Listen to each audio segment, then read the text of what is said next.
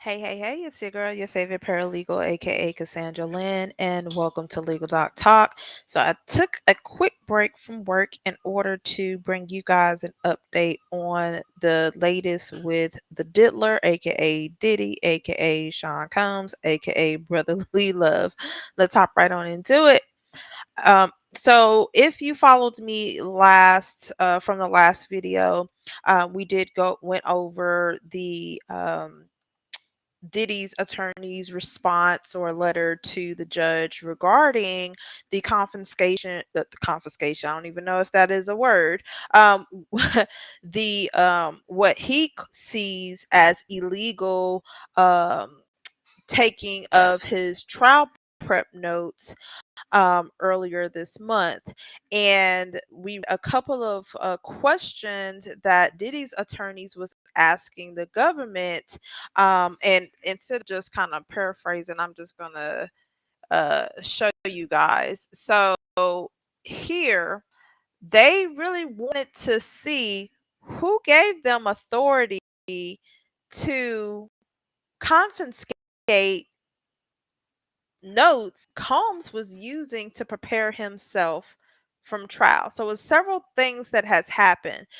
The first question they asked, first, who authored search of Mr. Combs' sleeping area, personal effects, and paperwork. Second, who determined what paperwork to take. Third, who decided to give this paperwork to the United States Attorney's Office. Four, who decided to give this paperwork to the trial prosecutors. Five, who made the decision to not tell Combs' counsel that the U.S. attorney was in possession of his notes, including possibly privileged material, until after the government put them in a filing to keep him incarcerated. And lastly, exactly what material was taken. So they, from when did they file this? On the 18th, they filed, well, actually, yeah, they did it. I just realized I did the video on this, what, yesterday? So from yesterday, they're like, "Look, we need a hearing ASAP. We need a hearing ASAP to figure out what's going on." The government, it's like some days I'm like, "Okay, y'all, I'm backing y'all only because what he did is outrageous." I know it's only alleged, but too many people saying the same thing. But the government has to ensure that they are following the proper standards and rules and procedures in order to do things. Because if they don't, this whole thing can be a mistrial. Or a lot of stuff that they are obtaining, like if they come up with some lame excuse and the judge or the court does find that they illegally, invaded his privacy, then they can't use anything that they found in that cell against him in court. So I'm not sure what strategy they are going to, but I hope they answer these questions so we, the public, can get clarification as to why you guys did it and why you did not inform his team that it was done. Like, the government can mess this up. They can really screw this up. And I hope they wasn't getting very, big headed and nonchalant about it. Like, oh my gosh, we got him, da da da da da. You still have to go through certain procedures to ensure that you don't get this trial.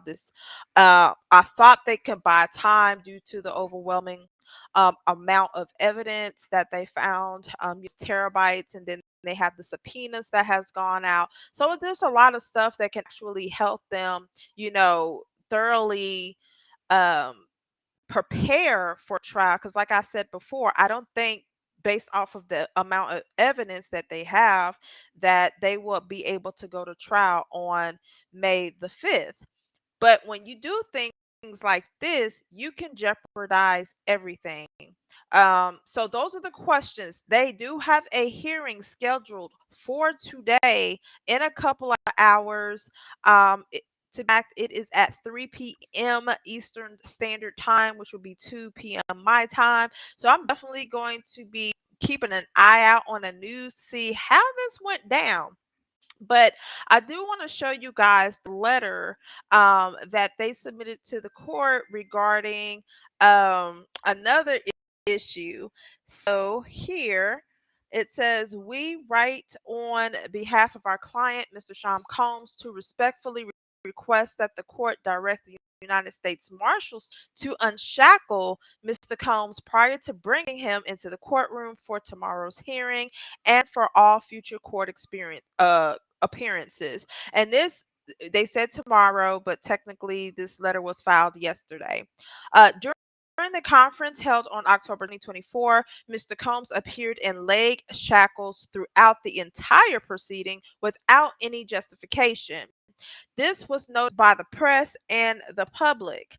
It is beyond dispute that a defendant may not be tried in shackles unless the trial judge finds on the record that it is necessary to use such a restraint as a last resort to satisfy a compelling interest, such as preserving the safety of persons in the classroom. I do believe that it is a little bit extreme to have this man in shackles throughout the whole court proceedings. Even though we've seen past violence, I don't think that he is just going to get up and, fight anybody in the courtroom, act a fool, or even run out. And I'll be thinking about the Diddler post where it shows him running for the police, and I was like, well, maybe they do that so he won't run out the courtroom, but who knows? But I don't see that it is fitting for him to have shackles on during the whole court proceedings, especially if you have security there and you have a bailiff and so on and so forth. So I do understand where they're coming from.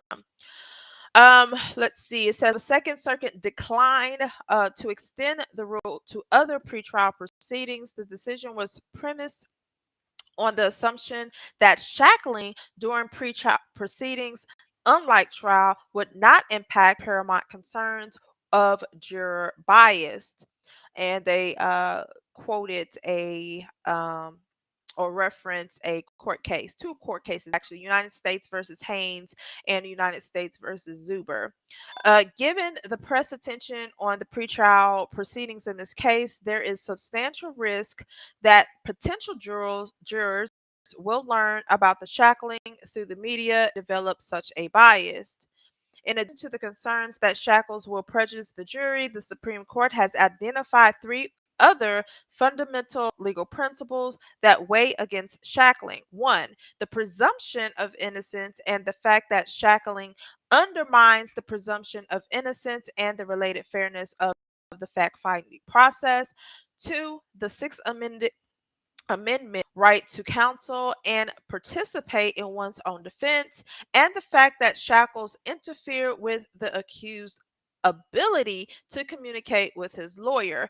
And three, the dignity, decorum of judicial proceedings, including the respectful treatment of defendants, and they reference the court case, and then specifically within that court case, the fact that the proceeding is non-free does not diminish the degradation a prisoner suffers when needlessly paraded about a courtroom like a dancing bear on a lead, wearing belly chains and manacles. What? For this reason, the Ninth Circuit has held that shackling during the pretrial process pretrial proceedings absent a finding of necessity is unconstitutional.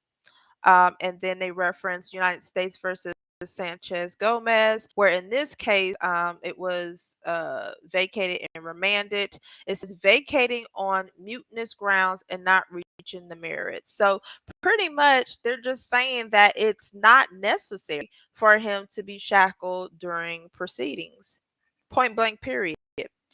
Because there's absolutely no reason to shackle Mr. Combs during court proceedings, and because such shackling prejudices the potential jury pool, undermines his presumption of innocence, interferes with his ability to communicate with counsel, and offends the dignity and decorum of proceedings, we respectfully request that the court direct the United States Marshal Service to remove his shackles before bringing him into the courtroom. We appreciate the court's consideration.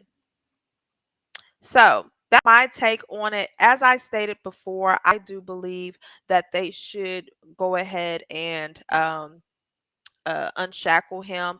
As they stated throughout the letter, you know, if us, the public, and I'm just speaking for myself, just looking at it, if you look at somebody who is shackled from the hands to the feet, you think that they are a cold blooded unaliver. Wouldn't y'all agree? Only you see people who have done um serial unalivers. Let me rephrase that. That's who what comes to mind when I see somebody in shackles. Somebody that can pose a threat to everybody in the courtroom. Yes, Combs has done some sick, twisted, horrendous things, but do I think he should be shackled during court proceedings? I do. That is the question posed to you guys today. Do you think that he should be unshackled during this court proceeding and any other court proceedings? Leave them in the comments below. Don't forget to like, share, and subscribe. Until then, be blessed, and I'm out. Bye.